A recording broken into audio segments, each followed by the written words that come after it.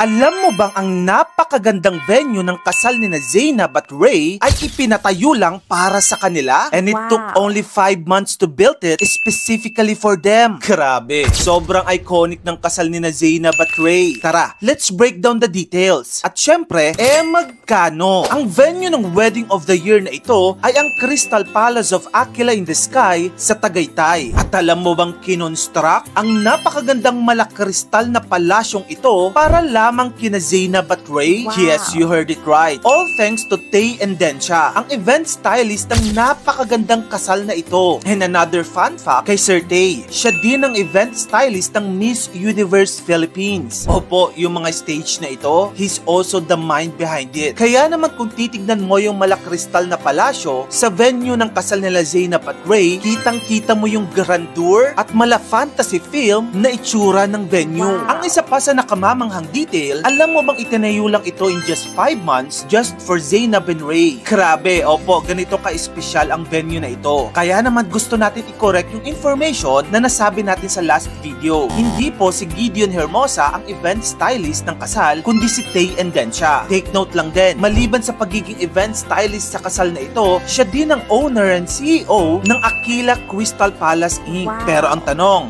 magkano kaya ang nagastos sa nasabing venue ng kasal? Yung venue rental pa lang ay nagkakahalaga ng 2 million pesos. And the event styling rates by Sir Ray ay 10 million pesos. Grabe, di ba? Opo, 12 million pesos na ang nagastos doon sa venue. Pero ang tanong, worth it ba kung exclusivity ang pag-uusapan at yung thought pa lang na lumikha ng ganitong napakagandang venue para lang sa'yo at sa kasal mo? Haba, masasabi nating worth it na. Kaya naman mga kamagkano, yung 12 million pesos sa venue at styling, take note, wala pa yung catering dyan, fireworks, etc. Talaga namang masasabi natin na ang kasal din ni Zainab Harake at Ray Parks ang undisputed wedding of the year natin ngayon.